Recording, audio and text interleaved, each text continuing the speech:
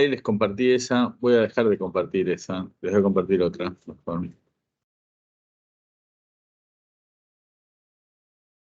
Les voy a compartir, este directamente es el capítulo, ¿no? Tal cual está en el libro, ¿no?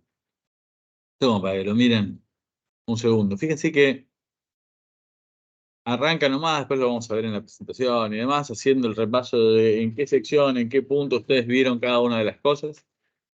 Y esto es lo que vamos a tener ahora, ¿no? El repaso y el cierre de esto, ¿no? ¿Qué fue lo que fuimos aprendiendo en cada uno de los capítulos? Y eso es lo que va a estar mirado. Y después nos vamos a concentrar en esta parte final, que es la que vimos nosotros con el tema de la restricción presupuestaria del sector público, ¿no? El cómo poder financiar de alguna manera un déficit durante un cierto tiempo, cómo se estructura, cómo funciona el tema de la deuda y demás, cosa que nosotros lo vimos mucho más a detalle. Acá, este capítulo del libro, en la edición 2017, es como que ha concentrado acá lo que nosotros vimos en los dos capítulos separados, el de alta inflación y el de alto endeudamiento, y nos mete de manera directa esto acá. Sí, quédense tranquilos, de hecho nosotros lo vimos mucho más a detalle, con lo cual lo vamos a ver más que bien. Vamos a la presentación propiamente dicho.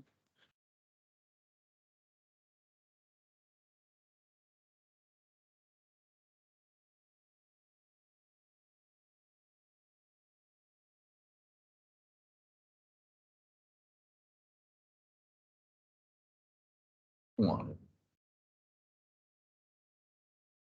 bien, como les decía, acá tienen en esta parte del libro, en esta parte del capítulo este 22, el repaso de las cosas que nosotros fuimos viendo en cada uno de los capítulos.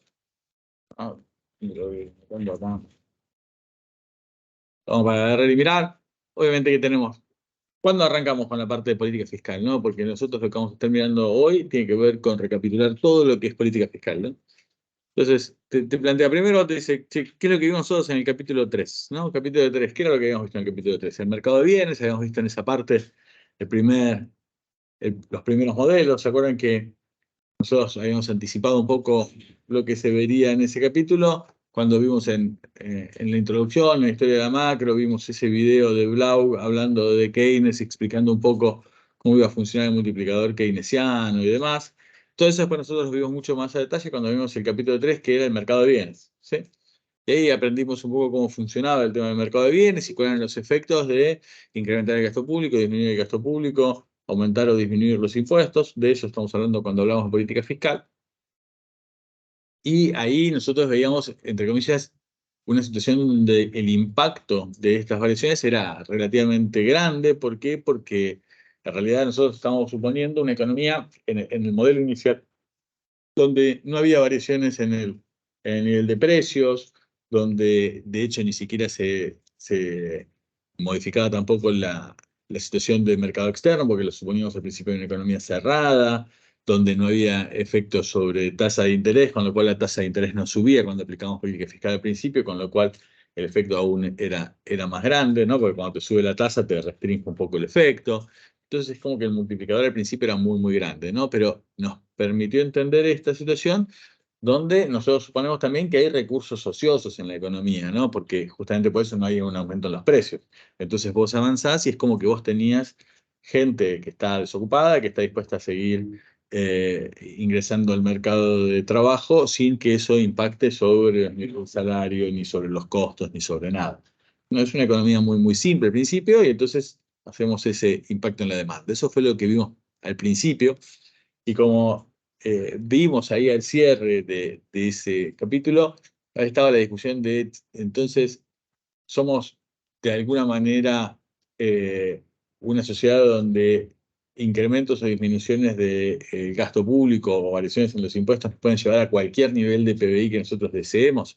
¿Se acuerdan que nosotros habíamos cerrado ahí en ese capítulo, ya venía medio anticipando esto? Decía, no, mirá, hay ciertos límites porque vos no podés hacer cualquier cosa, hay ciertos límites a la política fiscal que se pueden llegar a estar aplicando. Por un lado, pues se pueden ir acumulando desbalances, cosa que después lo veríamos más adelante cuando veíamos el tema de los costos de la elevada deuda y cómo eso podía llegar a impactar fuertemente. Y además decía, mirá, por un lado está la decisión del Poder Ejecutivo, pero en general eso tiene que pasar por los congresos tienen que habilitar estos desbalances que vos podés llegar a estar teniendo por generar una política fiscal expansiva, ¿sí? Estados Unidos es un caso donde llevan de alguna manera la división de poderes, ¿no? Esa división de roles entre el Ejecutivo y el Legislativo lo llevan, y respecto de estos temas de autorización presupuestaria, lo llevan bastante al límite. Hace relativamente poco estaba la discusión de si iban a poder o no seguir tomando deuda desde el gobierno fiscal para financiar un déficit que estaban teniendo. El Congreso no les autorizaba superar ese límite, y entonces cuando se llega al máximo de deuda emitida y no pueden emitir más para financiar el déficit, entran en un esquema de cierre de algunas actividades para no gastar más, ¿no? Entonces tenés que dejar de hacer una cosa, otra cosa, para ir cancelando gastos, gastas menos hasta que equilibres los números, ¿sí? Es como que se toman muy en serio eso, ¿no? Y desde el Congreso también toman bastante en serio el tema de eh,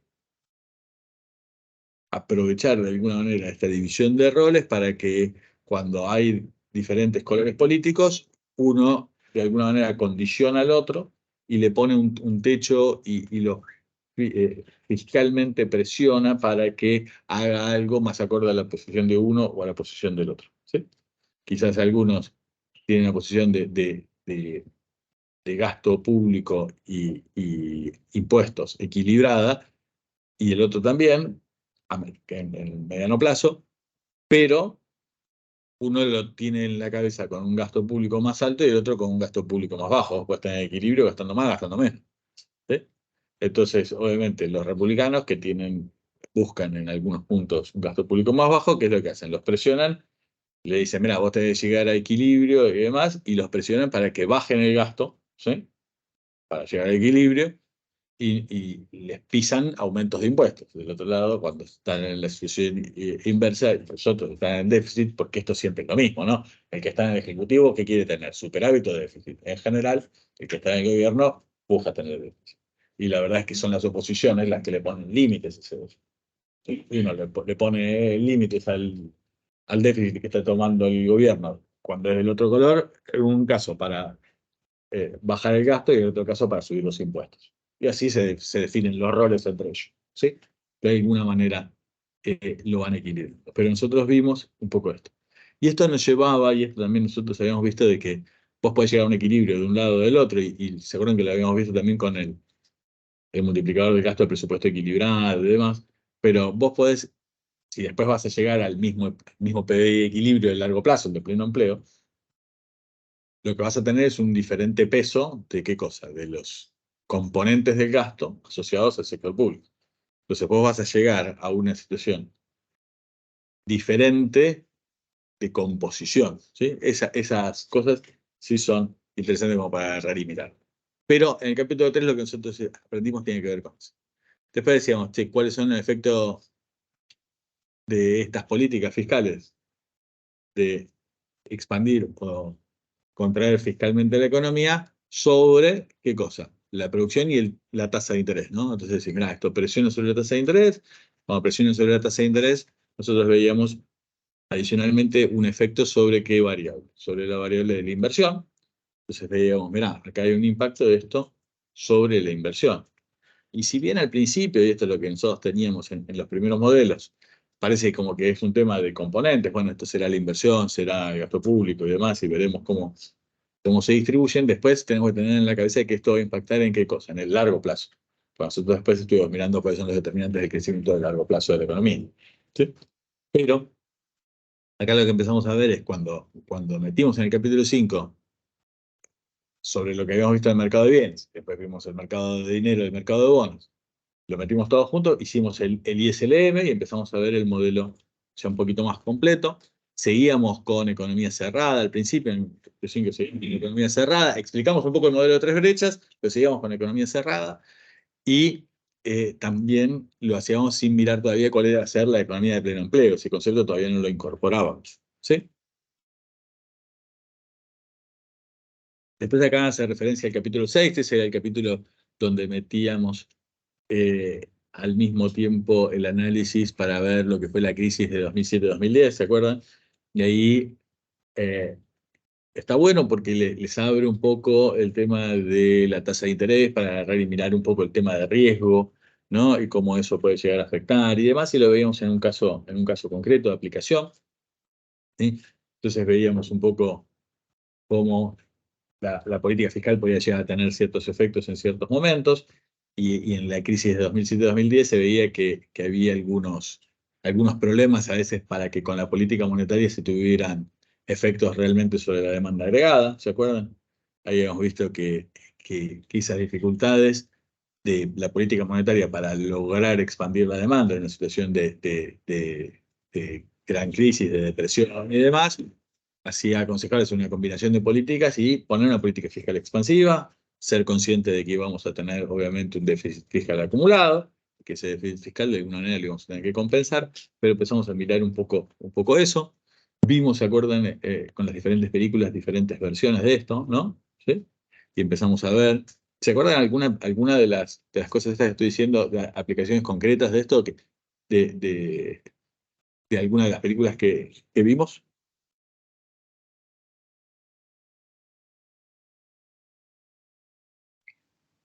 En una de las películas introducían el concepto de moral hazard, que era la película que estaba Sí. vista desde el punto de vista Sí.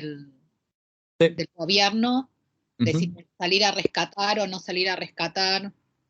a, a- a entidades, exacto, ¿no? Ahí habíamos visto eso. Ahí estuvo uno de los puntos, ¿no? Que vimos el tema de Moral Hazard ahí, ¿no? Y eso lo que decía era, ¿qué hacemos, no? ¿Rescatamos o no rescatamos alguna entidad financiera? Porque si la rescatamos, de alguna manera estaríamos premiando a aquellos que asumieron un riesgo más grande. Y esto incluye no solamente a los banqueros, ¿no? A los investment bankers que estaban trabajando ahí, no solamente, digamos, a los accionistas de Lehman, sino también a los que invirtieron en esos activos de alto retorno, supuestamente, y lo hicieron también a veces de manera irresponsable. Entonces ahí hay una discusión, y ahí viene lo de moral hazard. Y esa parte de moral hazard, después nosotros la retomamos y la trajimos de nuevo en otro momento. ¿En qué momento la trajimos? El tema del riesgo moral. Con el riesgo país, pero la semana pasada cuando vimos la crisis, ¿en dónde? En Argentina, Sí. ¿no? Que lo que se había visto es que justamente había habido inversiones, ¿no? En países emergentes, estos emergentes rendían más retorno que mercados más desarrollados, y esos rendimientos mayores estaban asociados obviamente a un mayor riesgo. Pero si ante una situación de estrés financiero, producto de un desbalance fiscal de esos países, desde otros países se va y se los rescata, ¿sí? Terminan entonces siendo premiados. No solamente resueltos los problemas del país que está actuando de manera descuidada respecto a sus propias finanzas, sino también salvando de alguna manera a aquellos inversores que han invertido ahí. Entonces, para evitar ese riesgo moral, ese comportamiento oportunista de aquellos que se saben que al final del día van a ser rescatados producto de este tipo de situaciones, decían, hay que dejar de alguna manera que el imán caiga, hay que dejar de alguna manera que Argentina caiga. No es posible salvarla, que caiga.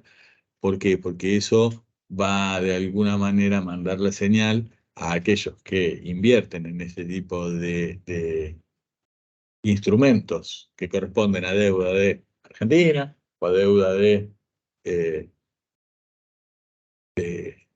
vehículos generados, de instrumentos financieros generados por un Lehman, de que tienen que mirarlos con más cuidado y ser más precavidos, y que si aceptan mejores beneficios, tienen que aceptar también mayores pérdidas en caso de que las cosas no salgan como estaba previsto, ¿no? Y eso lo incorporan ahí ya en el capítulo 6. Está bueno eso como para agarrar y mirarlo, ¿no? Pero al mismo tiempo sabiendo que cuáles son las herramientas de política que tiene un gobierno frente a ese tipo de situaciones, ¿sí? Otra de las cosas que ahí estaba, pero va más para la parte de política monetaria, ahí era que, y nosotros lo habíamos visto, ¿no? Estaba esa parte de Moral Hazard, tenía después también el tema de Too Big to Fail, ¿no? demasiado grande como para que falle o para que caiga, ¿no? Referido a entidades financieras o también, y esta era la discusión, cuando se salía a rescatar a estas economías emergentes y demás, era para evitar también un efecto contagio. Porque decías, mirá, si cae una economía de este tamaño, de un mercado emergente tan importante, eso va a tener consecuencias no solamente en aquellos que invirtieron en México, sino que va a tener impacto también en Argentina. Y la situación de Argentina no necesariamente está asociada a la misma situación, por eso es que hay que salir a rescatarla, para evitar el efecto contagio. Ese mismo efecto contagio que se puede dar si vos dejás caer a una entidad bancaria que va a tener sobre otra entidad bancaria. Son los mismos determinantes que fueron tenidos en cuenta como para tratar de rescatar en su momento a entidades financieras, ¿no? En la Argentina, cuando tenías diferentes cosas, rescatar a los bancos era errar y generar los instrumentos para que haya un prestamista de última instancia que le pueda prestar a un banco de Galicia, un banco Nación, un banco provincia y que puedan devolver de alguna manera equilibrada y similar a la de otras instituciones por los depósitos en la crisis de 2001-2002. Sí, es eso. Entonces ahí ustedes tienen esto. Entonces, ahí hay ciertas cosas que tienen que ver con ciertos instrumentos, ¿no? Eso es más para la parte de política fiscal asociado a una situación de crisis y después la parte monetaria que tiene que ver con la parte financiera, pero todo eso de alguna manera ya lo vieron cuando arrancamos en ese capítulo 6 que abordamos bastantes temas. Después lo que dijimos es, salgamos del cortísimo plazo, ¿no? Salgamos del análisis de corto plazo que vimos que son varios trimestres, ¿no? O sea que para llegar a esos equilibrios, a esos efectos de una política fiscal expansiva, una política fiscal contractiva, no es instantáneo, tarda un tiempo, y tampoco es tan fácil de medir. Pero después dijimos, cuando incorporamos en el capítulo, acá estaba primero el capítulo 9 y demás, cuando incorpora los efectos acá, el 9 de ellos era de esta edición, eh, era cuando mirábamos con el ISLM-PC acá, en esta edición. Creo que sí, ¿no? En esta edición. Ahora, más allá de eso, nosotros vimos en varios otros lugares, ¿no? Nosotros vimos los efectos también en el modelo de oferta y demanda agregada, que lo vimos antes, ¿no? Nosotros ahí dijimos, bueno, incorporamos el mercado de trabajo, después agarramos y construimos la curva de oferta agregada y ahí generamos un herramiental teórico que para mí es muy útil, que es el de oferta y demanda agregada, que lo usamos en varios momentos, como para entender un poco cómo juega la dinámica a mediano plazo. Después lo que tenías era en el ISLM-PC la otra versión resumida, pero después nosotros seguimos trabajando, incluyendo después cuando metimos la ley de Ocon y demás, y cómo podíamos después tener efectos, ¿no? Nosotros lo vimos los procesos de inflación y de desinflación, utilizando como herramienta de política la política monetaria, ¿sí? Pero la verdad es que así como aplicabas política monetaria, nosotros podríamos haber aplicado política fiscal, ¿sí? ¿Por qué? Porque la política fiscal también tiene efectos sobre el nivel de PBI, ese equilibrio sobre el nivel de PBI va a impactar entonces sobre el mercado de trabajo y ahí vos podés tener unas variaciones.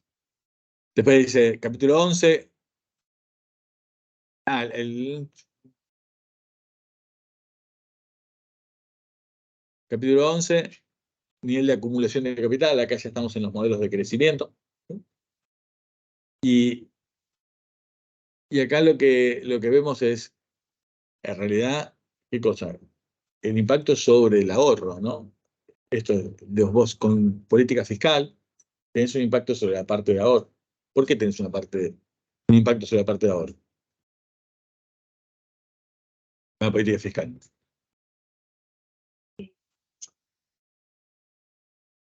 Si te cobran más impuestos, tenés menos ahorro. Si te cobran menos impuestos, tenés más ahorro.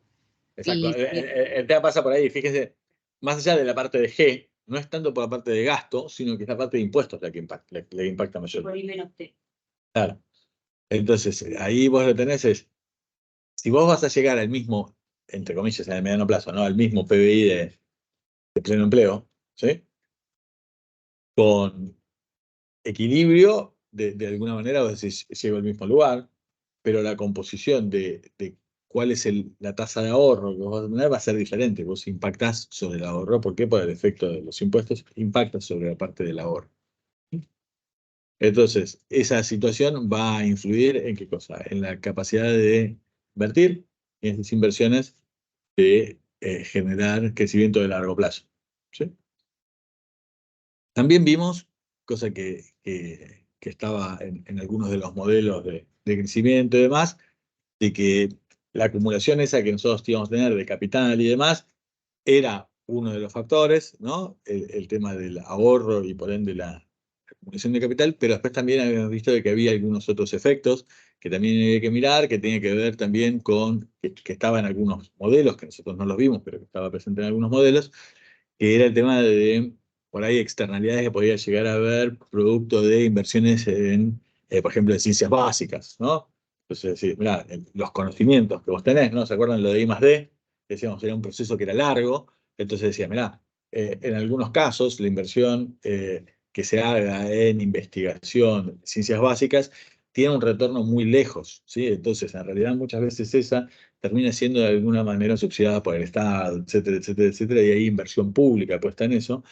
Y la justificación de por qué hay inversión pública en esto es porque es un bien público. Una vez que esas ciencias básicas se ponen a disposición y se conocen y demás, después hay investigación aplicada que utilice esos avances para poder generar nuevos productos, nuevos desarrollos y demás.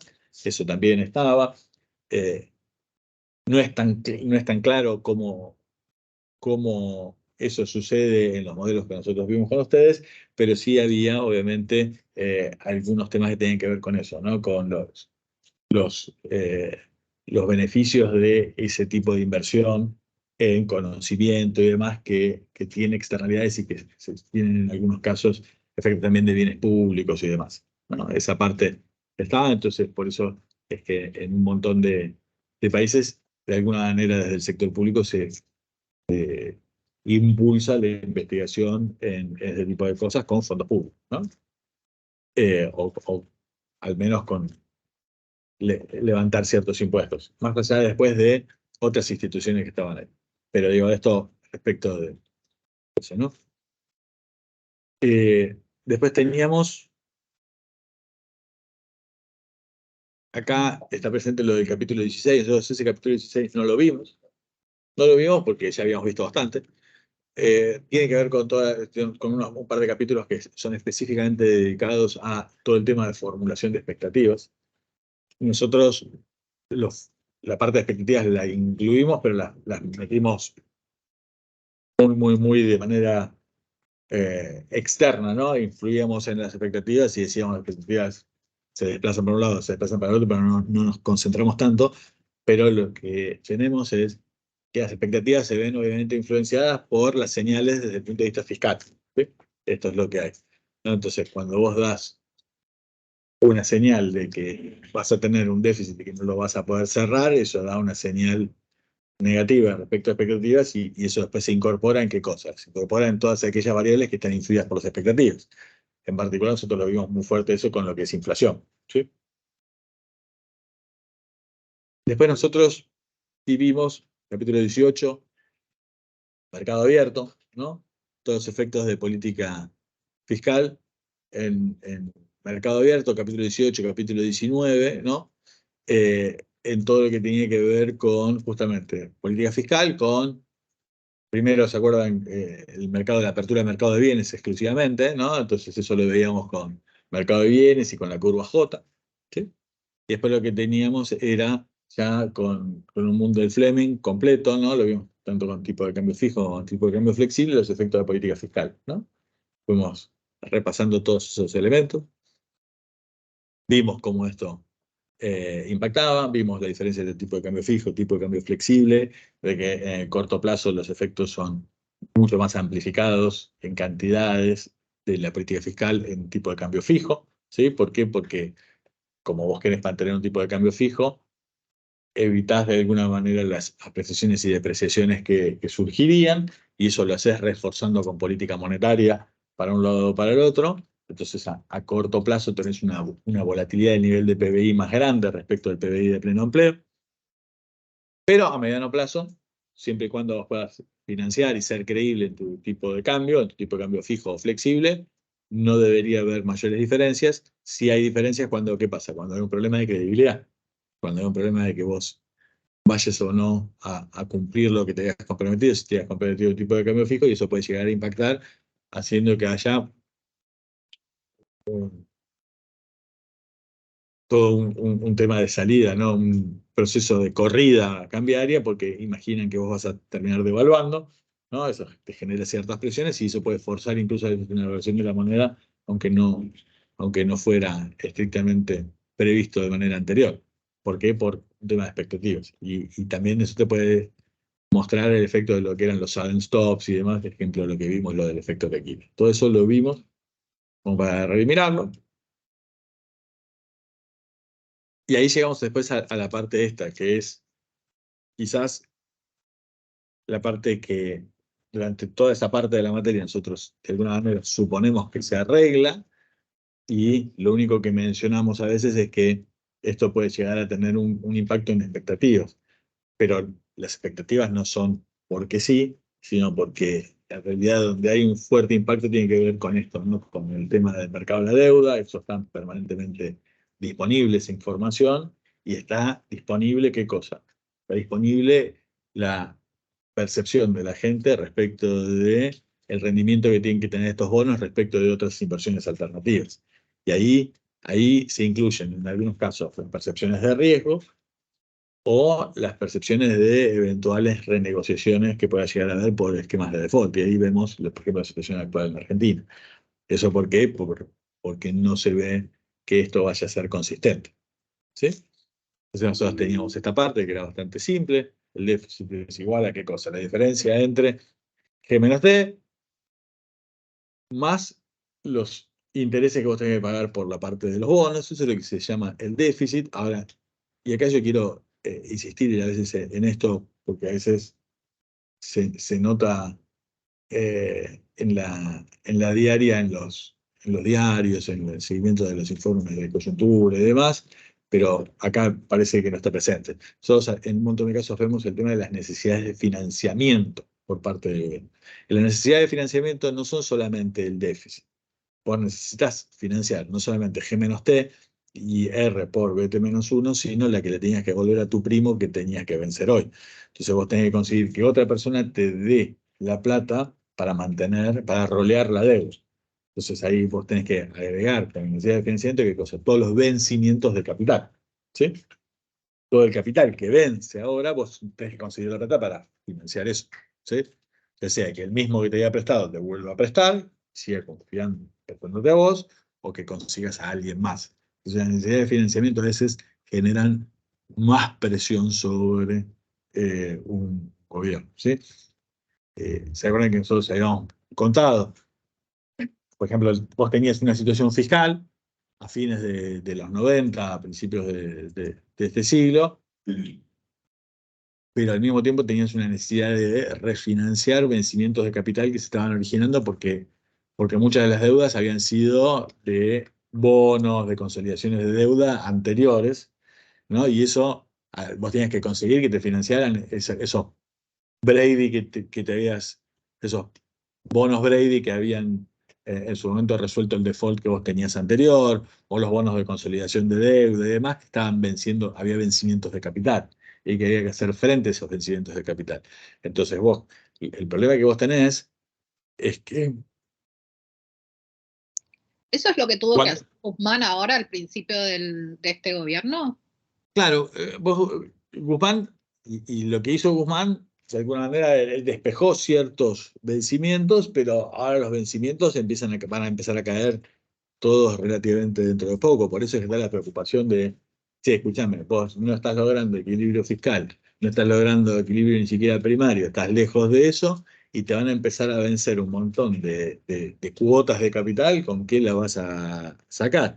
Decís, bueno, pero no hay problema, las salgo y las busco en el mercado. Y entonces el mercado te dice, ¿en serio estas tasas vas a salir a conseguir en el mercado? Si estas tasas no te vas a poder financiar. ¿Sí? Entonces, esto es lo que en algunos casos, y esto es lo que también se vio en la gestión de Macri, ¿no? Lo que tenías era la necesidad de salir de alguna manera a rolear ciertos vencimientos de deuda. Cuando se ve de que vos eventualmente no vas a tener capacidad de pagar esa deuda, el problema es que el nivel de tasa que te quieren cobrar por los nuevos vencimientos, por las nuevas cuotas de capital que te tienen que dar, se vuelve muy, muy grande, ¿no? También estaba en el canje que hace Cavallo cuando apenas llega, que él dice, no, yo creí que iba a poder hacer un canje que la gente me iba a refinanciar y que con eso iba a alcanzar, pero claro, después me daban al 15%. Yo el 15% no era viable. Entonces necesitaba eso que decía él, ¿no? Necesitaba cierta compulsividad, además necesitaba que la tasa fuera más baja, no me alcanzaba, con 15 no es financiable, podíamos pagar como máximo 7. ¿Sí? Y fíjate que ese 7 estaba bastante por debajo de lo que estaba pagando, de lo que estaban pagando las provincias, y cuando las tasas internacionales, esto también estaba en el audio que yo les hice escuchar de López Murphy, ¿no? Las tasas internacionales habían subido del 1% al 6%, ¿no? Entonces, claro, vos querías que te presten a vos al 7, pero al 6 le podés prestar a Estados Unidos. Entonces vos estás suponiendo un margen de 100 puntos básicos, ¿no? De un 1% adicional nada más, y Argentina tiene un riesgo país bastante más grande que ese. Entonces era muy difícil que vos consigas eso. Ahora, con un riesgo país de 300, 400 puntos que hemos tenido en más de una oportunidad y una tasa de interés baja a nivel internacional de 3-4%, vos llegás a 7. ¿Verdad? Entonces ahí tenés un tema importante como para ser mirado. Entonces acá lo que tenemos es, y esto es lo que está acá en esta parte, ¿no? Esta es la parte del déficit, es el déficit en sí mismo, pero hay que mirar también las necesidades de financiamiento de capital. Y esto es lo que también a veces cuando escuchan o leen los diarios, todo el problema de la deuda de corto plazo del gobierno hoy, la bola por un lado del ELIX o de letras del Tesoro a corto plazo en pesos, son un montón de vencimientos de capital que tiene, porque son deudas que coloca el Tesoro o que coloca el Banco Central a muy corto plazo, a 6 meses o demás, entonces tienen todo el tiempo vencimientos de capital muy fuertes. Entonces todo el tiempo tienen que conseguir un montón de plata que le dan 6 meses más. Entonces a cada rato estás pidiendo un montón de plata, ¿no? Eh, ¿Cuál es el riesgo de eso? El riesgo es que si en algún momento la tasa se te vuelve muy alta, tenés que pagar muy alta tasa por un montón de plata, ¿sí? Y el riesgo es que si entras en default por un montón de fondos y eso te va a acelerar, no vas a poder manejar. Profe, una Sí, pregunta. Nosotros habíamos visto que el déficit lo podíamos financiar a través del Banco Central o a través de préstamos privados. En la época de la ujú, convertibilidad no podía financiar por Banco Central por la caja de conversión, ¿no? Entonces no exacto. podía Pues hacer señoraje de alguna no manera. podía, exactamente. Si el gobierno tenía que conseguir financiamiento, lo tenía que conseguir de manera voluntaria en el mercado. ¿Sí? Ese es el tema. ¿Sí? Y una pregunta más. Cuando se habla de déficit cuasi fiscal, ¿cuál sería? ¿Cuál es la diferencia? Vos tenés el resultado primario es G menos T. Eso lo entendemos. Después lo que tenemos es el resultado primario más la tasa de interés por el stock de deuda, te da el déficit fiscal. Hasta acá estamos pensando en, de alguna manera, el tesoro. El Banco Central no está. Ahora, después lo que tenés es el Banco Central. El Banco Central puede agarrar y estar fuera de esta discusión o meterla dentro de la discusión. ¿En qué sentido en qué momento tiene sentido que lo metamos en la discusión? Cuando el Banco Central, de alguna manera, financia de manera fuerte al gobierno. Y entonces ahí vamos a empezar a mirar qué pasa con el déficit cuasi fiscal. Y el déficit cuasi fiscal es el déficit en el cual incurre el Banco Central. ¿Sí? En el caso argentino actual es bien claro cuando vos ves el tema de las LELIQs, ¿no? Entonces vos, ¿qué es lo que tiene el Banco Central? Tiene un pasivo, que son las LELIQs, que rinden una cierta tasa. ¿Sí? Entonces ese rendimiento que vos tenés en los pasivos de alguna manera tenés que enfrentar ese resultado. Entonces, ¿con qué lo vas a financiar? ¿No? Vos tenés que tener activos que te estén rindiendo de esa manera para poder agarrar y generar ganancias, ¿sí? Entonces, ese es el déficit cosificado, es el que se le genera al Banco Central producto de ese tipo de situaciones. El tema de remuneración de pasivos, ¿sí? Y Ese se es el dice, reserva. y se dice fiscal porque en definitiva está financiando al gobierno. Se dice Porque si cuasi no, fiscal, se dice cuasi fiscal porque en realidad no es fiscal, no es el déficit fiscal, pero al final del día esa emisión de pesos futuros de algún lado tiene que salir, ¿sí? Entonces eso va a generar un déficit en una entidad cuyo accionista, ¿quién es? El propio Estado. Entonces en realidad ese déficit está ahí, ¿sí? ¿Y a quién se le paga eso? Y eso se le paga a los depositantes en las entidades financieras. ¿Por qué? Porque ¿de dónde sale esas LELIQs? Sale de colocaciones que hacen los bancos en el Banco Central. ¿Y de dónde saca la plata los bancos? Saca de los depósitos de ustedes. Entonces, los depósitos de ustedes los ponen en el banco. El banco agarra los pesos y los pone en una LELIQ. Los LELIQ le retribuye y con eso les pagan a ustedes la tasa de interés que les pagan a ustedes, ya sea por plazos fijos, ya sea por otro tipo de cosas o por un money market que haga exactamente lo mismo. Ustedes dicen, lo pongo en Mercado Pago lo pone en un money market, ese money market que pone en Mercado Pago de alguna manera invierte en cuentas remuneradas o en lo que sea que de alguna manera es retribuido por el propio Banco Central. Entonces, esos intereses que ustedes perciben por los depósitos que ustedes están teniendo, los termina pagando el Banco Central. ¿Sí? ¿Por qué el Banco Central hace eso? Porque dice, si nosotros no lo hacemos, la tasa de interés sería mucho más baja. Y si la tasa de interés fuera mucho más baja, la gente ¿qué haría? Se iría de los pesos y ¿qué compraría? Compraría dólares. Entonces, para evitar eso, lo que hace es tratar de mantener que la tasa esté relativamente alta. Ahora, a una tasa relativamente alta, la verdad es que los bancos no tienen a quién prestarle, nadie quiere tomar esos depósitos. Entonces, ¿qué es lo que hace? Coloca esos fondos en el propio Banco Central. ¿Está claro? ¿Cuál fue la otra opción que dijo de financiar el déficit? ¿Dijo a través del Banco Central o...? O de deuda voluntaria. Lo que hace el gobierno, emite bonos y gente de manera voluntaria los compra. Gente de manera voluntaria son personas, son inversores institucionales, son, en algunos casos, pueden ser bancos, pueden ser compañías de seguros, pueden ser fondos de inversión del exterior, pueden ser diferentes agentes. Pero hay gente que te va a pagar por esos títulos de deuda en función de qué cosa, de el rendimiento de mercado que está teniendo eso. Entonces te miran y dicen, mira, yo a esta tasa te presto, ¿sí? ¿Está claro? Pero tienes que querer agarrar.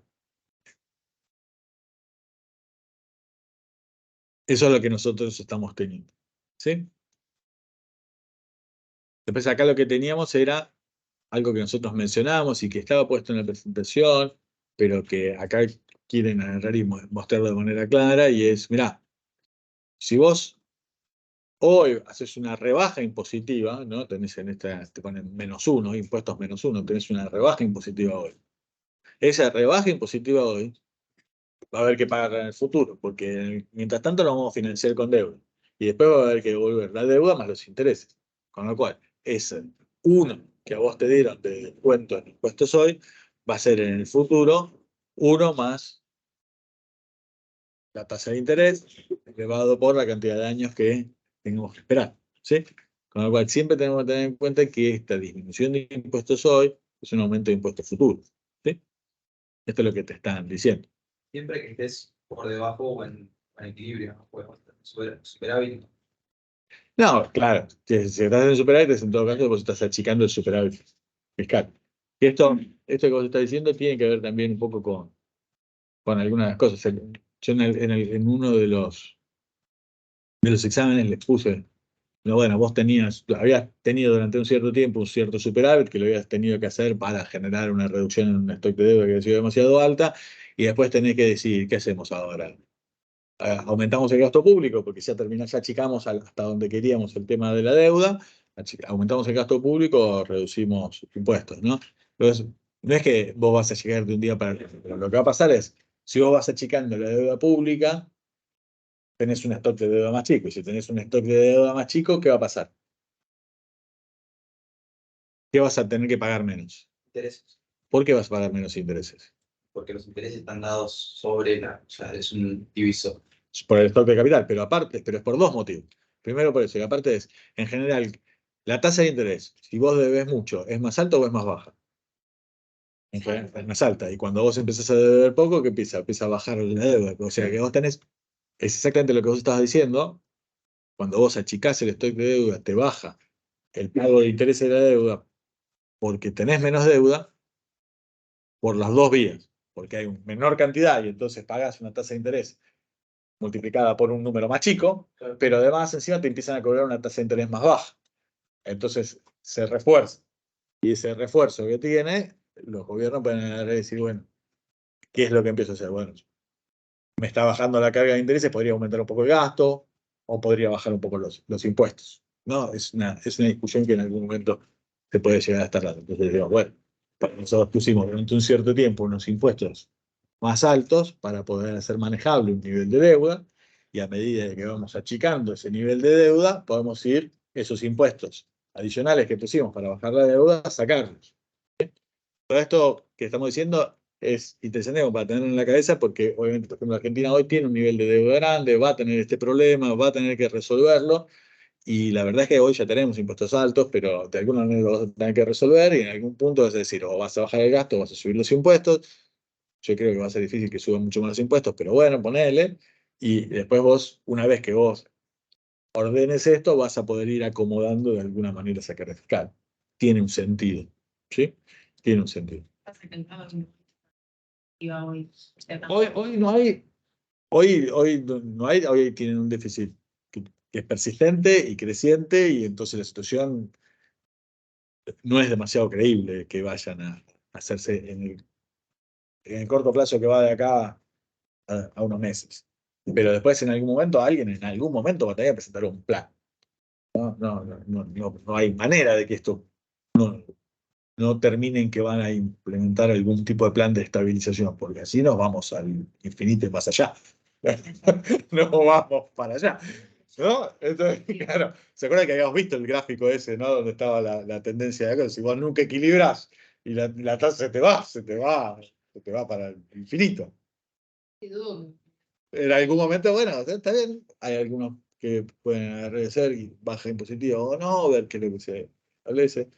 No, de nuevo, en la gestión de Macri hubo en algún momento cierta rebaja impositiva que se hizo, y esa rebaja impositiva en algún punto al principio no fue consistente con la política fiscal, entonces hubo un sostenimiento y en algunos casos un aumento del déficit fiscal, pero después hubo una reducción del déficit fiscal al mismo tiempo que había habido una reducción en la parte impositiva. Obviamente, de nuevo, esto es fácil. Si vos estás achicándote y achicaste el déficit fiscal, ¿qué tuviste que bajar? Claro, evidentemente, digo, matemática, digamos, ¿no? No hay otra discusión. Entonces, esto es lo que vamos a estar escuchando. Entonces, si ustedes escuchan hoy diferentes promesas, diferentes cosas y demás, vas a escuchar, todos van a estar diciendo, che, necesitamos ordenar la parte fiscal y te van a prometer de que no te van a subir los impuestos. Van a pinchar ese programa de arriba, Juan llegó que quedó, pinchame el otro, digamos, ¿no? O sea, lo que tiene que haber, evidentemente, es una reducción del gasto, mirarán el gasto, verán cuáles son los rubros. El rubro obvio es el de subsidios por diferentes cosas, ¿no? El tema del subsidio por energía, subsidio por transporte, ¿no? El diario de ayer, ¿no? El 80 y pico por ciento de los ingresos del sector del transporte del colectivo es subsidio, claramente es insostenible y es mucho más lógico que los que le suban al colectivo paguen servicio que tienen que pagar. ¿Qué es lo que va a pasar? Y probablemente eso baje por ahí. Después verán el resto, pero una parte seguro. Y lo que vos tenés entonces acá, la situación de impuestos hoy están relacionados con impuestos mañana. Y esto, durante un cierto tiempo, se financia a través de qué cosa, de bonos. Bueno,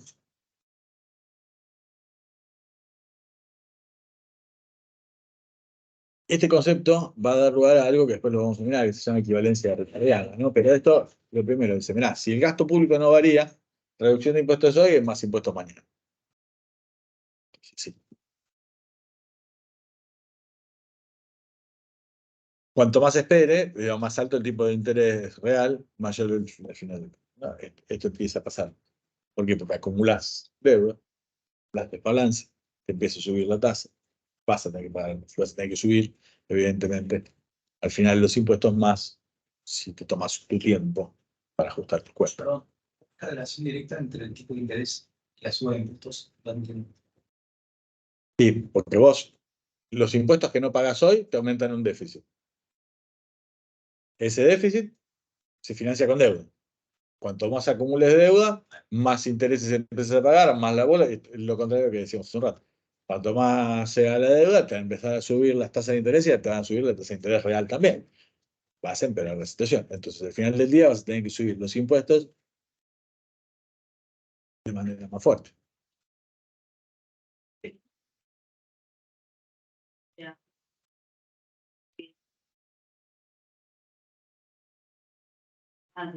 Sí. Sí, Y digamos, no dice que ahí no sube los impuestos. porque, de nuevo, porque cuando vos subís los impuestos, digamos, de nuevo, lo que tenés que mirar es lo que vos no subís de impuestos hoy y estás financiándote con deuda, va a implicar que vos lo vas a tener que pagar mañana. Y mañana lo vas a tener que pagar con recursos fiscales. De algún lado la plata tiene que salir.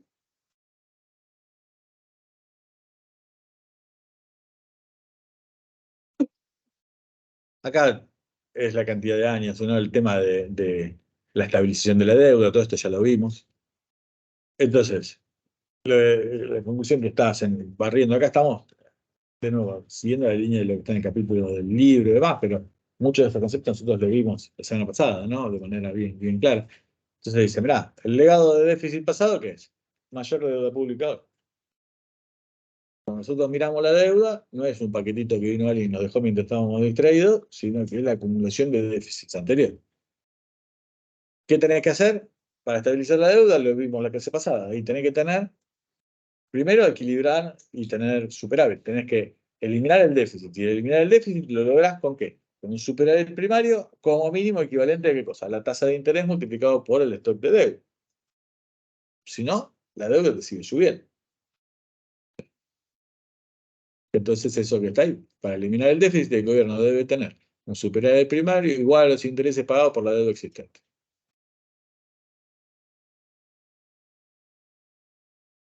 Después hicimos lo mismo, ¿se acuerdan? Con el tema de la relación con el crecimiento de la economía. Decimos, bueno, lo bueno de que nosotros tenemos, si tenemos una economía que crece, es que esto se licúa. Después tenemos el caso argentino. Nosotros vimos que en los últimos 10 años tenemos que el PBI no está creciendo. No es una buena noticia porque no nos licúa nada. Está claro.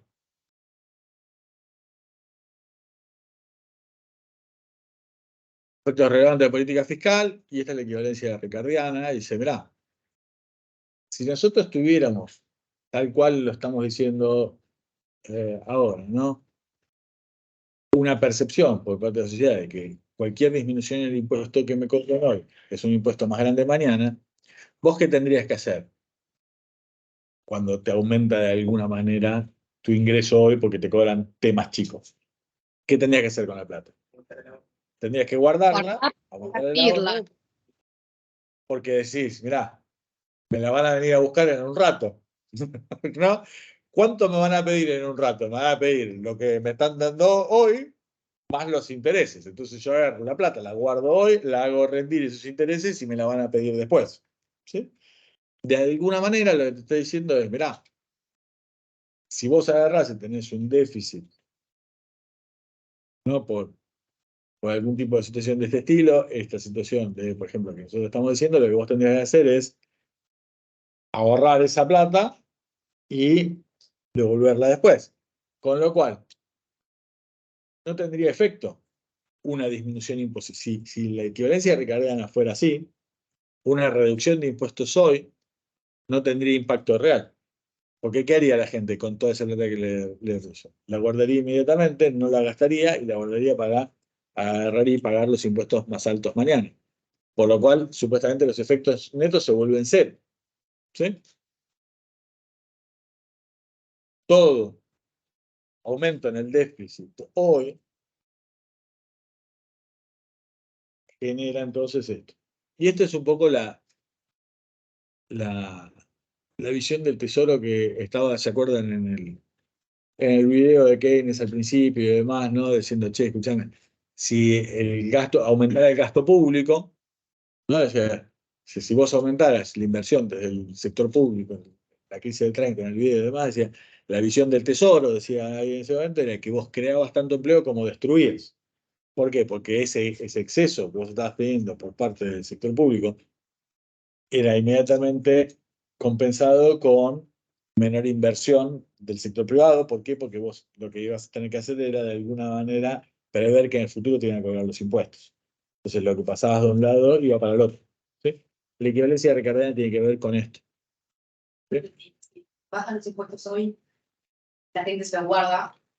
Si la gente se comportara como dice, si la gente se comportara como dice el modelo este de equivalencia ricardiana, todo déficit de hoy inmediatamente debería ser incorporado en la visión de la población hoy de que va a ser mayores impuestos futuros. Entonces vos agarras esa plata que te están dando y la guardas para eso, aumentás el ahorro privado de esta manera.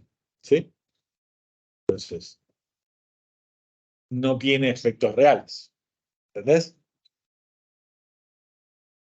Yo no entiendo. Porque nosotros el efecto real, ¿cómo logramos el efecto real nosotros bajando T? Volvamos al capítulo 3. Si yo bajo T, ¿por qué aumenta el PBI? Porque cuando bajamos T nos aumentaba ¿qué cosa? El ingreso disponible. El ingreso disponible, consumo. ¿No? Ahora, si la gente no aumenta consumo, porque supone que la que ve hoy se va a venir a buscar mañana, no aumenta consumo. No aumenta consumo, tiene efecto cero. ¿Está? No, pero igual esto te requiere tipo conocimiento, saber, como quiero decir, que eres una persona más. O sea, que no, digo. Vos. Yo no- ¿Vos qué haces? Ahora te cobran menos impuestos hoy. No. Yo cada vez que me cobran menos impuestos, yo miro el resultado fiscal y yo guardo la plata que los impuestos que voy a pagar en el futuro. ¿Lo haces? No, o sea, yo no, pero quiero Y decir. nadie lo hace. No, pero de verdad lo digo. No, No, pero no lo estoy diciendo de joda, lo digo de verdad. La verdad es que nadie lo hace. Esas Nadie está tampoco. mirando Yo tampoco lo hago, nadie lo hace. O lo hacen. ¿Alguno de ustedes lo hace? No, la verdad que no lo sé. No lo sé. No es un tema personal. Mirá No lo el sé. corto plazo. Pero entonces no te cumple la equivalencia. Y en la práctica no se cumple mucho. Pero conceptualmente, en la teoría, está. Conceptualmente es eso. ¿No? Claro, digamos, esto se cumple y la verdad que no. Pero bueno, pero la vemos y decimos, ¿no? Es cierto. Menos impuestos de hoy son más impuestos mañana, eso es verdad. Pero mañana a lo mejor no estoy acá. Se lo cobras a otro, estoy en otro lado. ¿No? Tenías deudas por pagar, entonces necesitabas cubrir las deudas. Por lo que sea, porque me la gasté, porque me fui a otro lado, porque ya está, ya me morí, que lo paguen la siguiente generación. Y la siguiente generación serán otros que no somos nosotros. Ven, futuro. Y sí, es cierto, acá hay un tema y la verdad que en la práctica no se cumple tanto el tema de la equivalencia ricardiana, pero desde el punto de vista conceptual sí, es importante entenderla, porque si fuéramos, nosotros acá con ustedes no hemos hecho mucho hincapié en esto, pero si nosotros fuéramos realmente racionales, lo haríamos. Entonces que nosotros no somos racionales. Los seres humanos tenemos ciertos límites respecto de la racionalidad y en ciertas cosas nos comportamos de manera racional y en ciertas cosas no tanto. Y bueno, ciertas cosas no tanto hacen que, por ejemplo, esto no se cumple. ¿Sí? Igual, hoy día también estás afectado por variables que son la depreciación del peso. Capaz, digo, vos sabés que hoy en día nada, se deprecia tanto la moneda, vos no podés guardar la moneda porque pierde su valor. Oye, pero vos podrías ahorrar de alguna otra manera, digo. No, pero claro, tal vez la invertís y eso puede ser. No, es Bueno. una posibilidad que solamente. Es una posibilidad, pero en general justamente lo que se ve es que cuando hay un aumento del gasto público o una disminución de los impuestos, la gente en general, al menos una parte, se la gasta. Se la gasta. No, pero eso es propensión al consumo, obviamente. Claro. O sea, no la ahorramos todo. Sí, también quizá no te queda otra. Tipo, hoy en día digo, es muy difícil ahorrar. No te queda otra, tipo, tenés que pagar la cosa y de repente te quedas sin plata.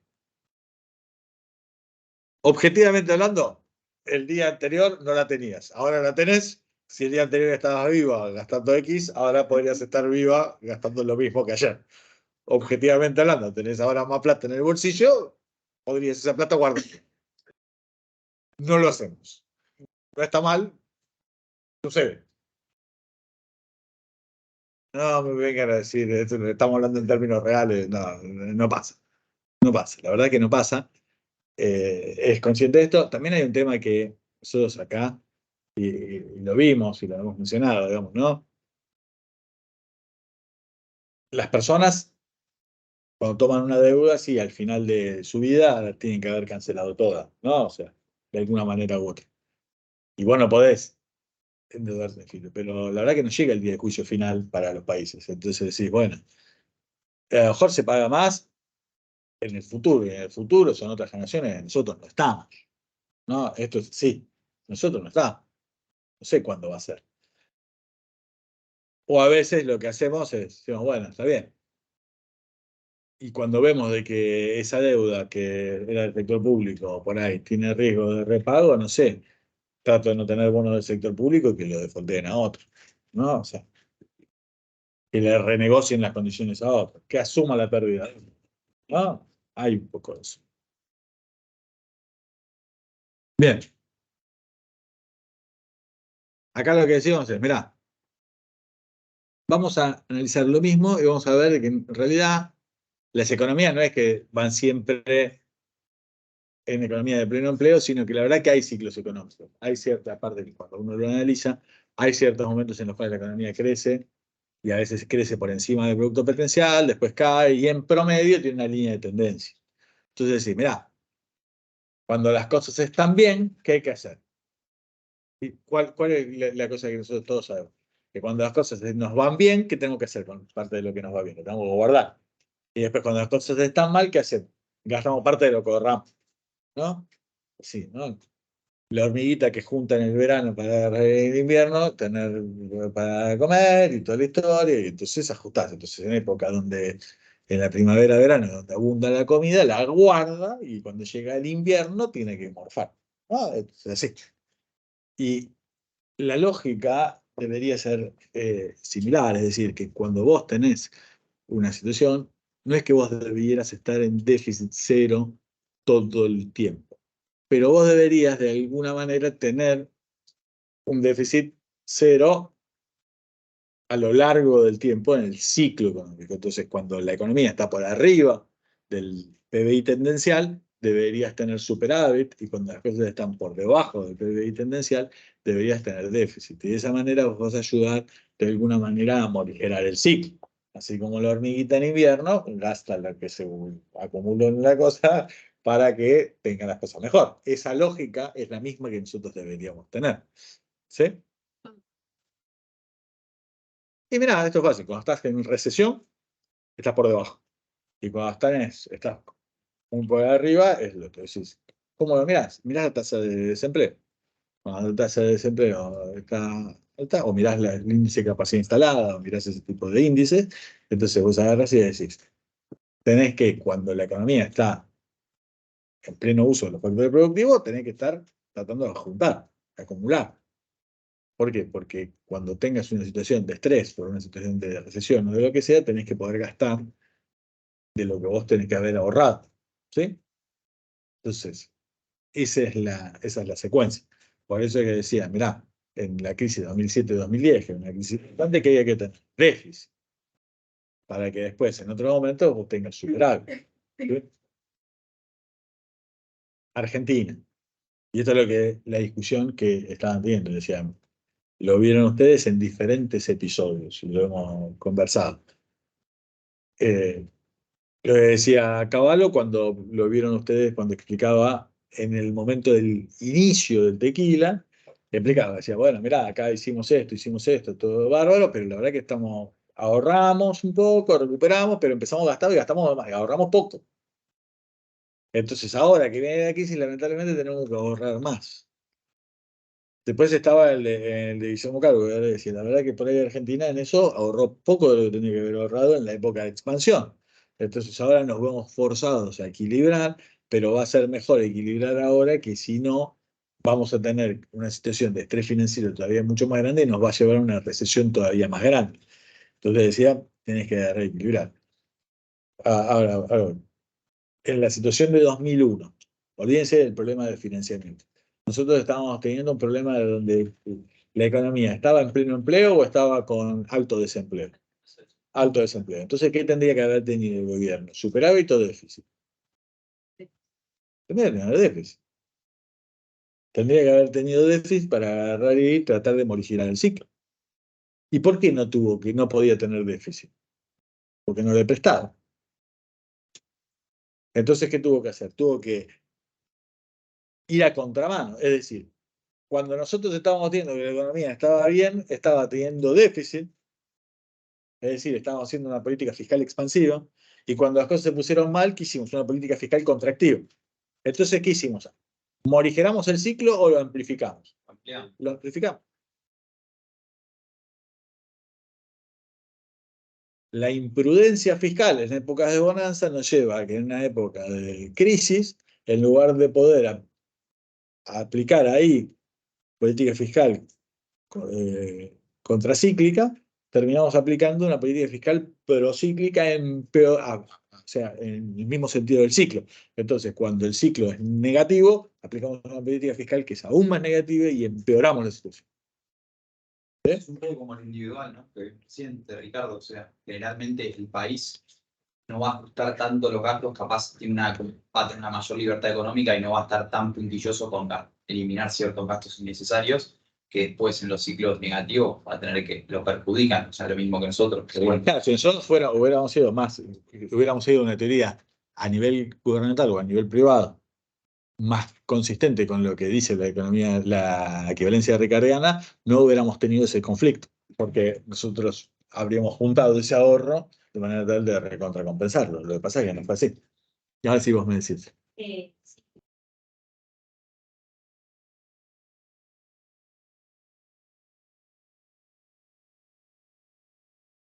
No, la verdad que no es tan fácil y en realidad es, es encima muy difícil de calcular a nivel agregado, ¿no? Porque esa situación todos sabemos que es compleja. Pero lo que sí es claro, que lo que no deberíamos estar teniendo es desde el lado del sector público un comportamiento tan imprudente, ¿sí? Porque lo que está haciendo el sector público, y esto es propio de un montón de economías, no solamente de la Argentina, y se vio mucho ahora, después lo vamos a mencionar en la parte de la pandemia, pero en la Argentina es de los peorcitos, ¿no? O sea, es donde hemos tenido peor desempeño en ese sentido. Y en la época de la pandemia, ¿qué pasó? De alguna manera lo que pasó fue una situación imprevista, ¿no? ¿Y qué es lo que había que hacer en una época de pandemia? ¿Qué había que tener? Superávit o déficit.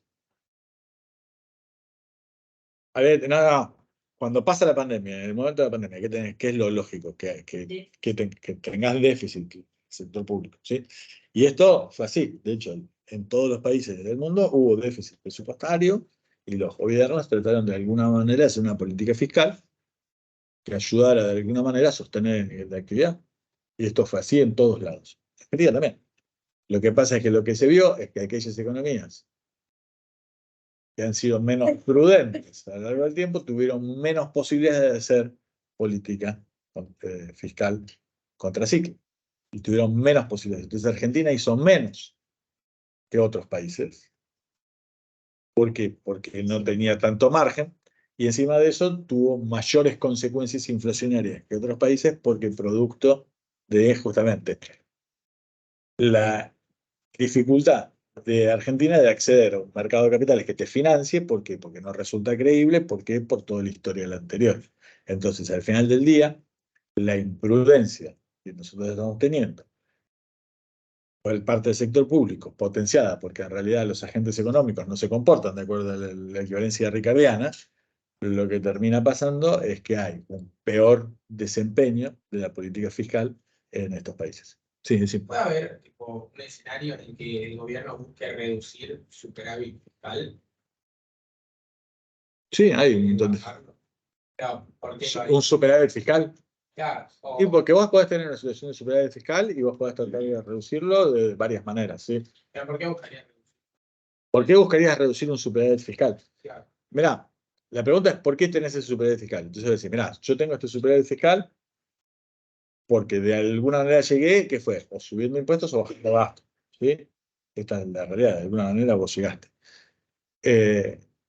Entonces vos decís, bueno, si vos agarrás y pisaste el gasto y vos considerás que tenés que volver a subir el gasto, en algún momento lo vas a volver a subir. Y ese gasto podría llegar a ser, vamos a hacer, aumento para los maestros, vamos a hacer construcción de obras públicas, otro tipo de cosas. ¿Por qué no lo harías si tenés los recursos? ¿Sí? Es decir, no, bueno, prefiero seguir bajando deuda. Bueno, es una opción. Pero en algún momento hay tensión por parte de la gente que trabaja en la administración de la cosa pública respecto de los usos alternativos de esa guita. ¿Sí? En Argentina, en su momento, durante un cierto tiempo, tuvimos un superávit fiscal. En la gestión de Kirchner, de la salida de la convertibilidad, vieron que nosotros vimos con Remes cómo había quedado la ecuación económico-financiera y demás, se habían impuesto retenciones a las exportaciones, se habían hecho un montón de cosas y se generan superávit gemelos. Superávit gemelos que implicaban, por un lado, superávit en la parte comercial y de cuenta corriente, y por el otro lado, superávit fiscal por parte del sector público. Ese superávit fiscal del sector público, en parte venía porque había habido una renegociación muy dura de la deuda, ¿no? Que ya venías con una reducción de la deuda, entonces ahí tenías una situación y vas a decir, ¿qué puedo hacer con esto? Bueno, esa guita la podías vos ir generando y se planteó generar un fondo anticíclico. ¿Sí? ¿Por qué? Porque en algún momento después los vencimientos de capital iban a empezar a pasar. ¿Sí? Entonces vos, cuando tuvieras que salir al mercado de capitales, te iba a pasar un poco lo que estaba pasando en el momento de fines de los 90. Vos habías reducido fuertemente tus pagos de intereses porque habías renegociado a las piñas.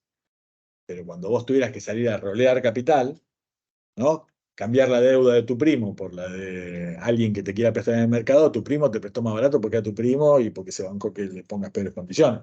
Pero después vas a tener que ir a la otra situación. Entonces decía, mirá, generemos un superávit fiscal acumulado en un fondo anticíclico, ese fondo nosotros lo tenemos y de esa manera vamos al momento de tener que salir a pedir la plata para rolear, para mantener el stock de deuda, tener más credibilidad. No pasó. ¿No? No, optaron por hacer otras cosas y se la gastaron. ¿Sí? O sea, agarrar y dijeron, escúchame, tenemos superávit acá, qué sé yo, bueno, incrementar el gasto público. Incrementar el gasto público de diferentes maneras, ¿no? Una de las maneras fue, por ejemplo, el incremento de la parte de gasto previsional. A ver, che, escúchame, incorporemos al sistema previsional un montón de gente a través de una moratoria muy, muy laxa para que tengamos eso. ¿Y eso qué genera? Eso genera decir, mirá, más gasto futuro y más gasto presente, que vas comiendo ese superávit. ¿Por qué no teníamos déficit? No podíamos tener déficit? Porque no te lo querían prestar.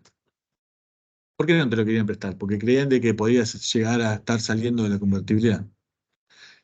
¿Por qué? Porque era una posibilidad que se estaba dando vueltas, porque veían de que no tenías capacidad fiscal de hacer el ajuste, porque no eras creíble de que ibas a hacer el ajuste. ¿Por qué no eras creíble? Porque venías prometiendo que ibas a hacer el ajuste fiscal desde hacía bastante tiempo, te venías aguantando las ganas.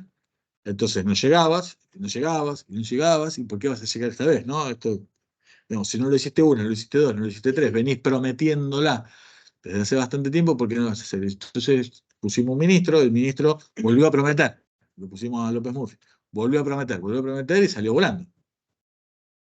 ¿Vos le crees que van a ajustar? Si cuando ponen a uno que dice que va a ajustar sale volando. No.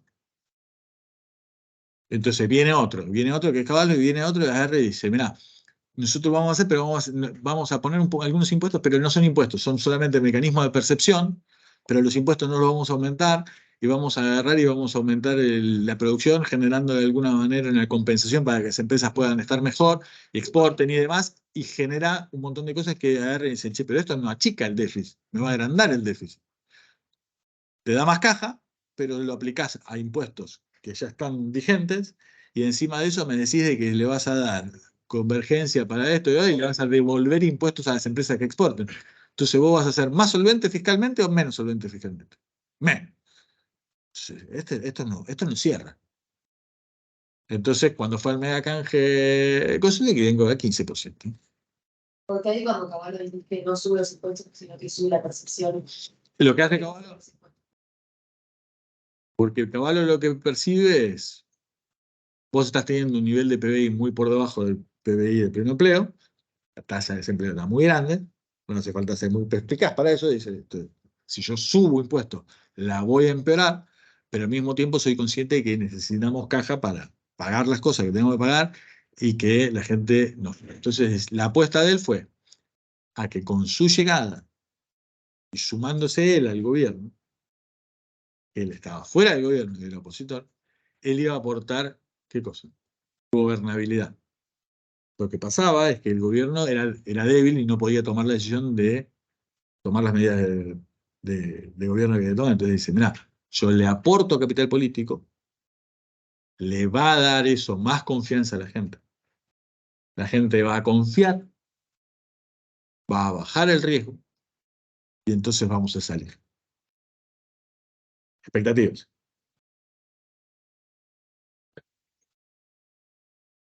Sí, pero no tanto.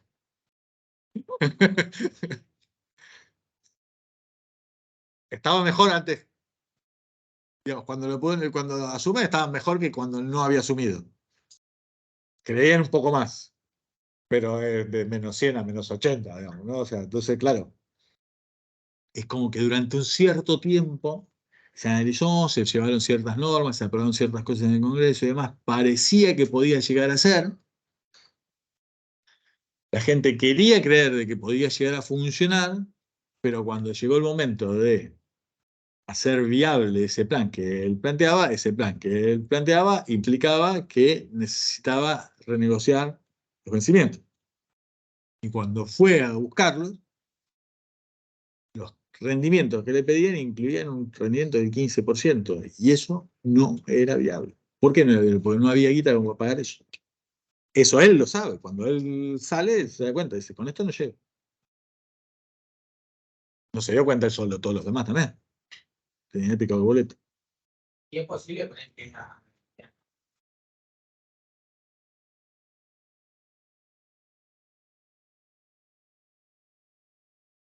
¿Qué es una crisis así? tipo, o como en la de 2001 o como hubo en...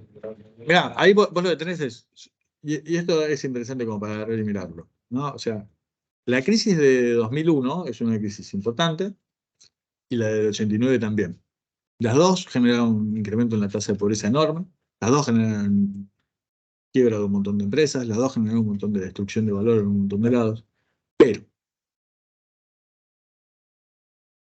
la situación en la hiperinflación empeoró mucho más para todos, pero con un nivel más cercano al pleno empleo. ¿Sí? Porque tenías tipo de cambio flexible y ajustaban los precios de todas las cosas. Nos empobrecíamos, como nos estamos empobreciendo, ponerle ahora en un montón de cosas, pero sin afectar tanto el nivel de empleo. ¿Sí? En cambio, en 2001, el ajuste era por cantidades, porque mantenías el tipo de cambio. Y se mantenía el tipo de cambio, con lo cual aquellos que conservaban el trabajo y las actividades seguían funcionando, seguían conservando el poder de compra. A esos no se los licuaba.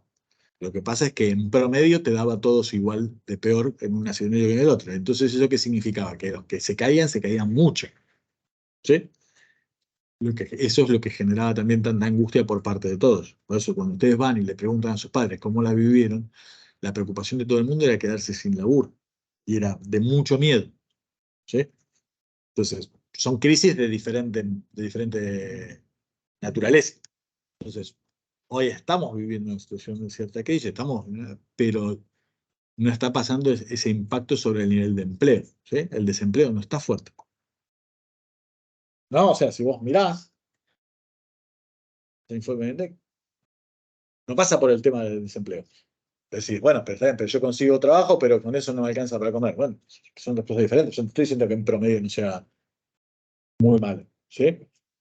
Entonces, nosotros estamos yendo en situaciones de crisis más de ese estilo que del otro estilo.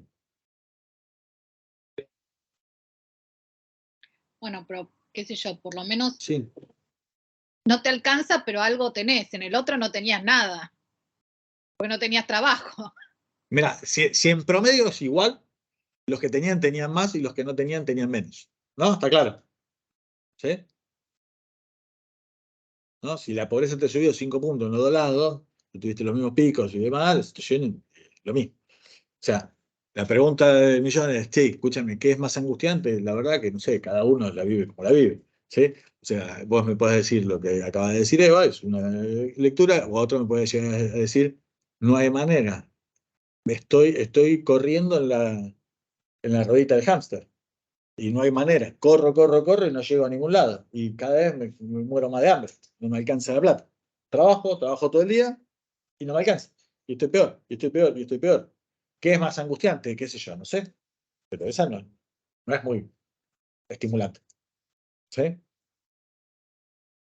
De nuevo, las situaciones así de crisis de esta envergadura son lo suficientemente graves como para que en realidad todas las situaciones sean entendibles, ¿no? Y cada uno las ha vivido de manera diferente.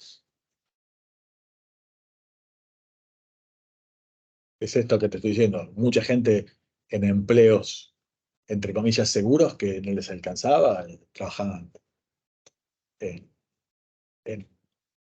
Banco Nación, ponerle, y los tipos no les alcanzaba. Tenían que hacer otras cosas, no les alcanzaba. Pero no me alcanza.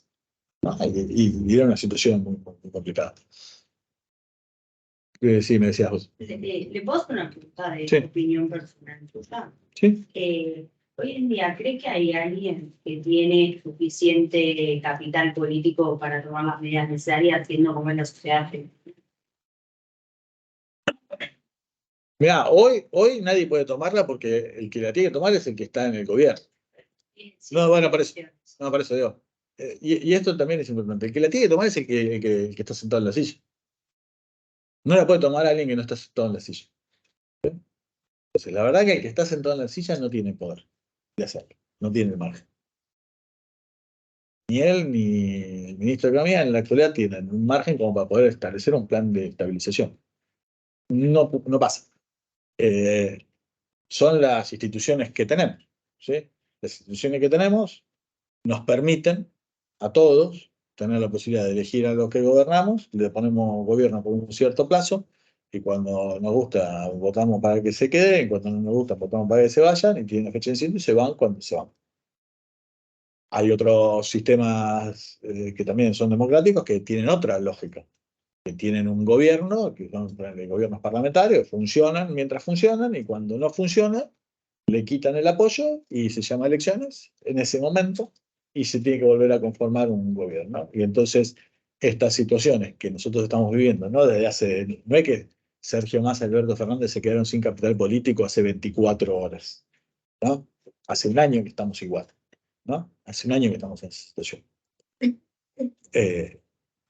Y la mejor alternativa que tenían era de tratar de llegar, porque habían puesto se había ido Guzmán, había subido Batakis, veníamos mal y habíamos acelerado para empeorar, y teníamos la certeza de que nos estrellábamos rápido, cambian a ataque, lo ponen a hacer que más, y el objetivo a llegar era a tratar de llegar a la elección de alguna manera un poco más ordenada. Estamos llegando a la elección de alguna manera un poco más ordenada. La otra era certeza de llegar peor. Bien, ¿le puedes pedir más? Yo no le pido más. Y creo que en general, no se le pide más.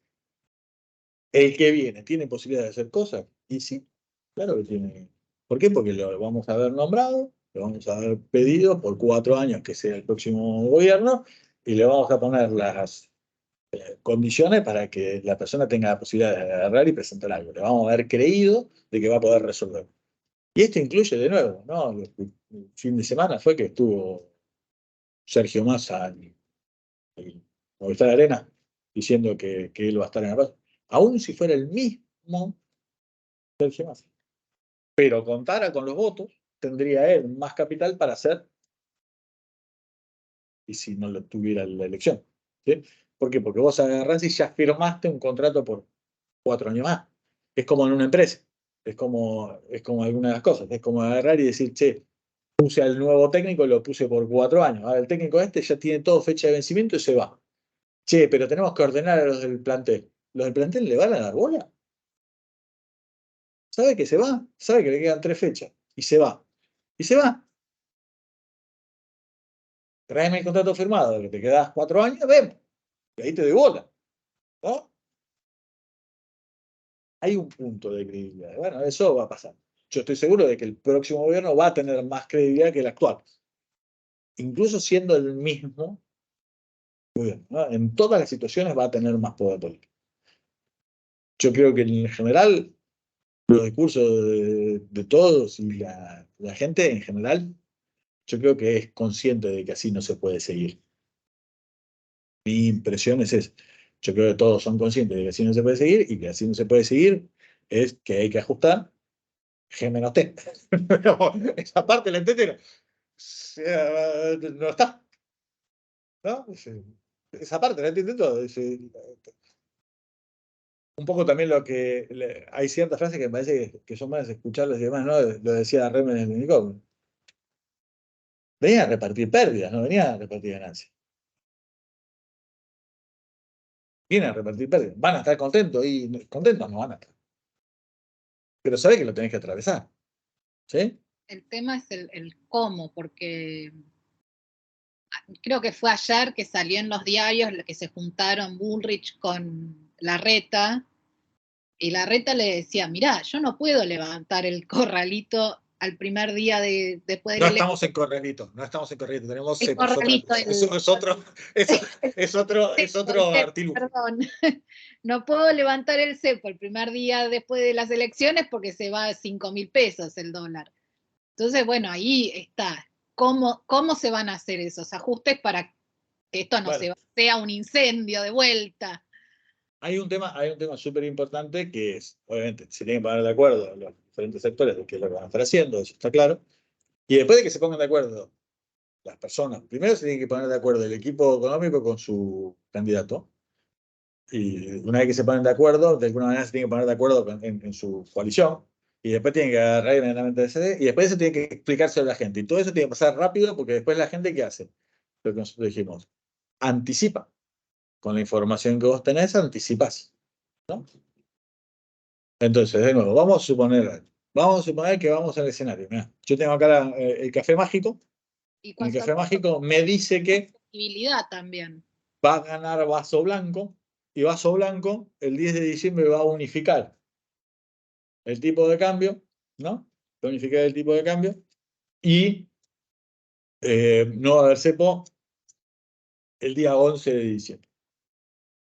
Fantástico. Si vos tenés que exportar, ¿vas a tratar de exportar lo que tenías planificado exportar ahora o vas a tratar de postergar toda la exportación todo lo que puedas? Postergás. Bien. Si vos tenés que importar, ¿qué vas a tratar de hacer? Si vos y así sucesivamente. ¿Qué hacemos? Anticipamos todo lo que podamos, todo. Estas son las discusiones. La verdad es que si vos no logras agarrar y establecer de manera clara cómo va a ser tu plan y cuáles van a ser las cosas, los riesgos son un montón. De hecho, hace poco lo escribió Cavallo. Sacó escribió, sí, los riesgos de todo esto también. Hay unos cuantos que agarran y dicen, mira, los riesgos del plan de Milei no son tanto de que los aplique o no los aplique, sino de que si le va bien en la PASO, va a haber un montón de actores que, suponiendo que a lo mejor vaya a estar, traten de anticipar. Si vamos a ir a una dolarización, y la dolarización más allá de lo que nos diga Milei, todos los que no son Milei dicen que implica que el tipo de cambio sea ponerle el número que se te ocurra. Decime que el número va a ser 2000. ¿No te gusta 2000? ¿Querés un número más chico? 1000. Bien. 500. ¿Es más grande o más chico que 1000? Bien, con lo cual, ¿qué nos conviene hacer? ¿Comprar dólares hoy o mañana? Hoy. Hoy. Listo. Entonces te dice, mira, cualquiera sea el caso, ¿qué pasaría? Y si existe el escenario y es posible y qué sé yo y demás, ¿qué es lo que va a tratar de hacer la gente? ¿Qué va a tratar de anticipar si eso termina siendo de alguna manera verosímil y que tiene un cierto respaldo electoral? ¿Qué van a tratar de hacer? Vas a anticipar. ¿Y qué es? Vas a anticipar. Vas a agarrar tus pesos y los vas a transformar en dólares. Siempre y cuando, entonces, ¿qué vamos a poder hacer? Podríamos subir la tasa. Decimos, no, no, pero vos quedate en pesos, y si vos te quedás en pesos acá, yo te duplico la cantidad de pesos para que 1000 en el periodo que vos quieras y demás. Claro, entonces te aumento y entramos en una carrera, y esa carrera, ¿a dónde nos lleva? Y nos lleva a una espiralización inflacionaria. Sí, hay un montón de problemas en cómo se gestiona esto. De hecho, lo vimos. El cambio de gobierno de Alfonsín a Menem tuvo la ventaja de que llegó un nuevo presidente después de la hiper como para estabilizar, pero tuvo la desventaja de que como se estaba yendo un gobierno, ese gobierno no tenía poder. Entonces, una situación que normalmente podría no haber derivado en hiperinflación, derivó en hiperinflación. La situación actual, ¿está como en ese momento? No. En ese momento se cometieron muchos errores adicionales, que espero que no se cometan. A lo mejor alguien me puede decir que como Sergio salió y explicó eso, alguien me puede decir, bueno, entonces que lo saquen a Sergio del Ministerio de Economía y pongan a Carlito Balá, que es la persona que no sé ni siquiera si saben quién es. No, pero ya sé que está muerto, pero lo que voy es, no sé ni siquiera si saben quién es, pero no importa, me voy a decir, pongo a uno que no tiene nada que ver. Es decir, che, pero esto va a ser mejor o va a ser peor. No, va a ser peor. Bueno, ¿qué pasó en la época de Alfonsín? Agarraron, lo sacaron al equipo económico que estaba y pusieron un equipo económico que llegó y que creyó que iba a poder resolver las cosas de una manera muy, muy gentil, hablando de más, duró 2 minutos y se disparó la hiperinflación. Entonces tenías una situación que era mala y pasaste una peor. ¿Hace falta que nosotros vayamos a eso? No. ¿Está firmado de que no vamos a ir? No. ¿Sí? Esto por eso es lo que yo le decía. ¿Es probable un escenario de hiperinflación? Yo creo que no. ¿Es posible? Y es posible. Si hacemos la cosa particularmente mal, la podés empeorar lo suficiente.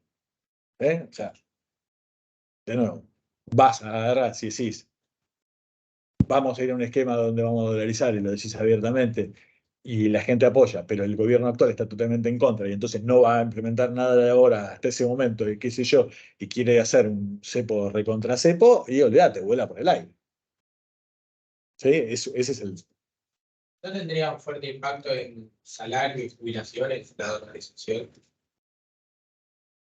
O también, o sea, no, el gobierno argentino... Hoy tenemos los salarios en tipo de cambio actual, los tenemos en dólares bastante bajos. ¿Vos te referís a que empeoraría o que mejoraría? No necesariamente. No necesariamente. Igual así la estamos esperando. Bastante. O sea,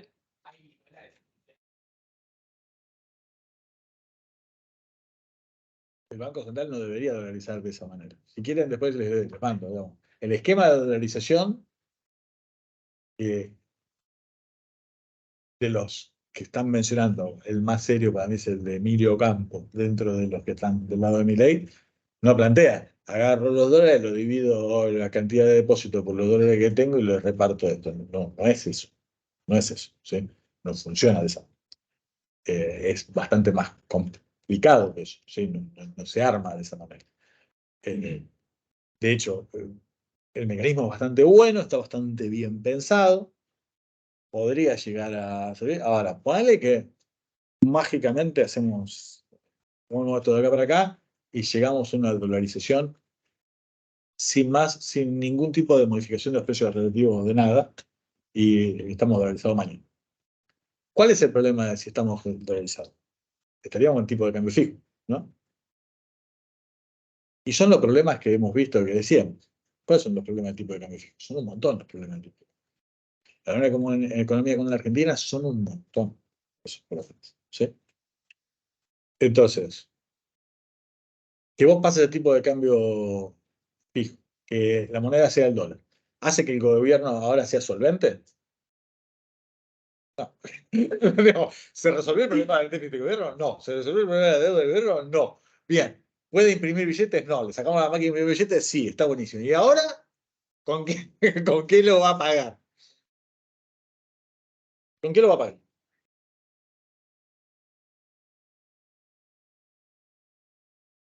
¿Con qué? Digo, emitiendo ¿Emitiendo qué? deuda Bueno, pública. emite deuda pública. Pero viste que yo puedo agarrar y emitir la deuda pública que yo quiera. Yo puedo emito, pero alguien la tiene que agarrar. Porque salvo que me digan, no, yo voy a pagar con el certificado de deuda. Si yo voy a pagar con el certificado de deuda, en realidad lo que estoy haciendo es estoy transformando esa deuda como si fuera un billete. Voy a imprimir billete. Después, Entonces, o sea, ordenamos Volvemos el tema fiscal. ¿Eh? Volvemos a los patacones. Entonces no dolaricé todo. Dolarizo todo menos el gasto público. El gasto público, bueno, hay una parte que no cierra. No, bueno, te explican lo de eso, ¿no? Porque esto en realidad es una medida, hay toda una secuencia, y primero vamos a agarrar y vamos a ordenar toda la parte fiscal. Ok. Entonces no dolarizás el día uno, no, dolarizo el día y entonces hacemos, tenés que ordenar, che, ¿y cuál es el tamaño del déficit? Enorme. No es tan fácil, por eso digo. ¿Sí? entonces, de alguna forma, es bueno que no sepamos con certeza qué ocurrirá con, por ejemplo, el cepo. Porque vos decías esto de, bueno, nada, aumentan un montón las importaciones y disminuirían totalmente las exportaciones, casi si unificaran los tipos de cambio. Digamos, entonces es bueno no tener certeza de qué ocurrirá en el futuro en el presente de la economía. Mirá, yo ahí en eso hay diferentes visiones. Fíjate que nosotros las hemos repasado acá. Nosotros decíamos, mirá, más allá de irnos de la situación donde suponíamos que no había expectativas, ¿no? Cuando vos agarrás y empezás a meter expectativas, lo que decís es, mirá, los agentes te van a anticipar la medida. Y eso puede hacer de que las medidas de política se vuelvan inefectivas. ¿Sí? Vos podés experimentar planes de estabilización y pueden tener un componente de shock. Pero para que esto tenga efecto tienen que ser no anticipados. Bien.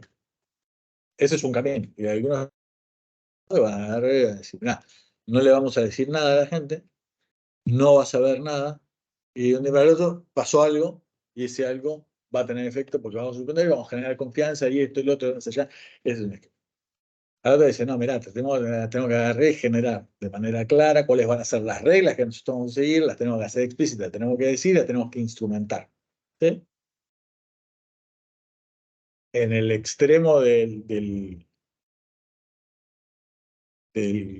anticipo está, por ejemplo, lo que en su momento vimos con el tema de metas de inflación.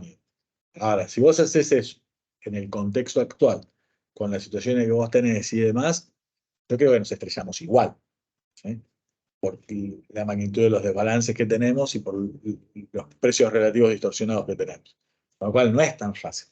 Si fuera tan fácil, todo el mundo tendría certeza de qué es lo que va a pasar y no habría dudas. Pero no es una boludez. Salís por acá, tomás Córdoba, llegas a Córdoba, Estado de Israel, doblás para la izquierda, vas para Estado de Israel. Y no lo tienen todos tan claro. Fíjate que estabas mencionando recién. Tenés los dos principales candidatos de Juntos por el Cambio, que es la elección que aparece como más firmemente candidata en la presidencial, que uno dice una cosa y el otro dice la otra. No es tan claro. No hay tanta coincidencia. Entonces acá lo que tenemos es esto. Concepto es claro, desde el punto de vista del modelito es fácil.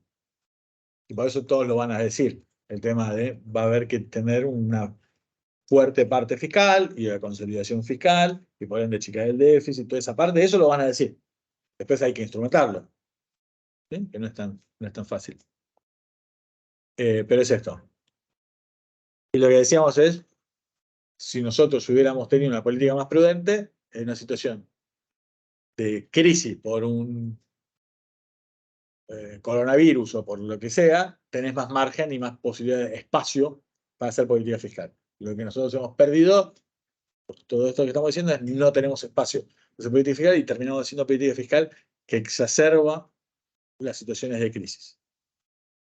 Y acá está la discusión, está diciendo, che, las guerras y los déficits, no, si tiene sentido o no tiene sentido financiar una situación de guerra, una situación de coronavirus con déficit fiscal, y la cuestión es, decís que sí, ahora está la cuestión, y las explicaciones y las justificaciones es diciendo esto, ¿no? Decís, mirá, el coronavirus es claro, el coronavirus para un cierto tiempo, y lo que haces es le traspasaste el costo de atravesar el coronavirus a todos los años posteriores. Hiciste una distribución de ese gasto extraordinario. Y es lógico que así sea. ¿Sí? Me parece que es justo que entre todos de alguna manera financiemos esa lógica. Y esta parte también hubiera implicado, si vos hubieras tenido que hacer, imagínate, en plena coronavirus y demás, con toda la economía medio paralizada, si vos hubieras tenido que hacer un fuerte ajuste fiscal en ese momento, hubiera sido todavía peor. Entonces, económicamente hubiera sido todavía peor. Entonces, esos son los dos motivos por los cuales, ante situaciones extremas, la guerra es el equivalente, ¿no? El concepto de la guerra.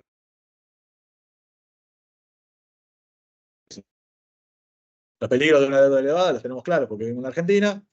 Los riesgos son que puede pasar, que suspendan el pago de la deuda, esto es fácil, esto lo entendemos, suspendan el pago de la deuda. Obviamente, ¿cuál es el problema de suspender el pago de la deuda? Que la próxima vez cuando vayas a pedir plata, que te van a creer o no te van a creer. Y te van a pedir más plata.